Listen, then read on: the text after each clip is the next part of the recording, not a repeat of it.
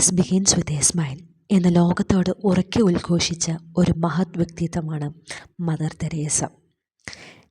അൽബാനിയയിലെ ഒരു സാധാരണ കുടുംബത്തിൽ ജനിച്ച ഈ പെൺകുട്ടി ഇന്നും ലോകമെമ്പാടും സ്മരിക്കപ്പെടുന്നത് താൻ ചെയ്ത കാരുണ്യ പ്രവർത്തനങ്ങളുടെ പേരിലാകുന്നു. കൊൽക്കത്തയിലെ തിരക്കേറിയ തെരുവുകളായിരുന്നു മദർ തെരേസ തൻ്റെ ദൗത്യത്തിനായി തിരഞ്ഞെടുത്തത്.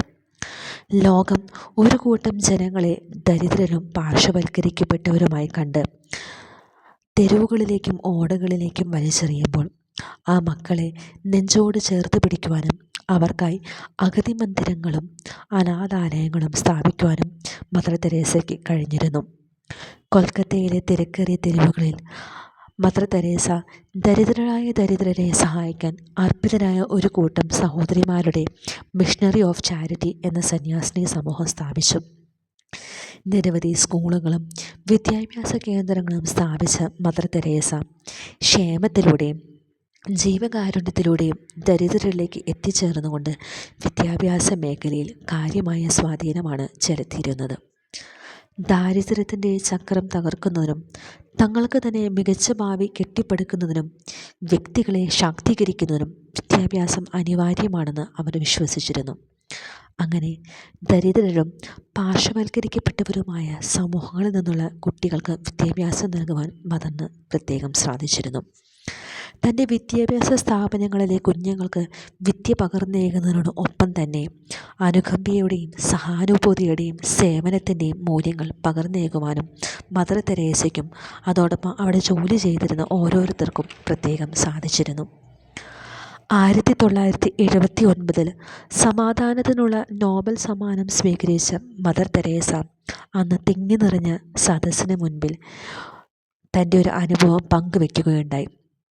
അത് മറ്റൊന്നുമായിരുന്നില്ല, പഞ്ചസാരയുമായി വന്ന് തന്നെ കാണുവാനെത്തിയ ഒരു 4 വയസ്സുകാരൻ്റെ കഥയാണ് അമ്മയോടെ പങ്കുവെച്ചത്.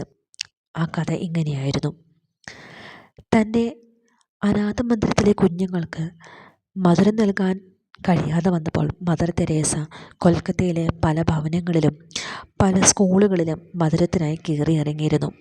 ഇത് കണ്ടിരുന്ന ഒരു കുട്ടി തൻ്റെ വീട്ടിൽ തിരിച്ചെത്തിയ ഉടനെ തൻ്റെ അമ്മയോട് പറഞ്ഞു, തനിക്ക് ഒരാഴ്ച കാപ്പിയിൽ മധുരമൊന്നും നൽകരുതെന്ന്, പകരം ആ പഞ്ചസാരയെല്ലാം സൂക്ഷിച്ചു വെച്ച് നമുക്ക് മദർ തെരേസയുടെ അനാഥ മന്ദിരത്തിൽ കൊണ്ടു നൽകാമെന്ന്.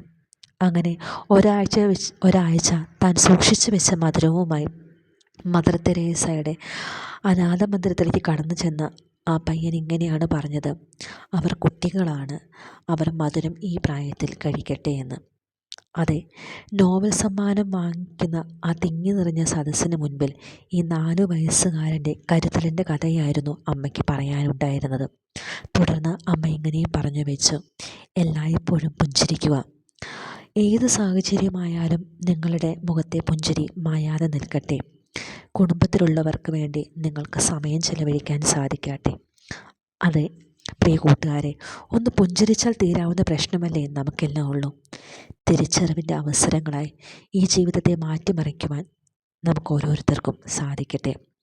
ഇന്നും കാരുണ്യത്തിൻ്റെയും സ്നേഹത്തിൻ്റെയും മുഖമുദ്രയായി ലോകമെമ്പാടുമുള്ള മനസ്സുകളിൽ മായാതെ നിൽക്കുന്ന മദർ തെരേസ വളർന്നു വരുന്ന സമൂഹത്തിനും കുഞ്ഞുമക്കൾക്കും എന്നും പ്രചോദനമായി തീരട്ടെ.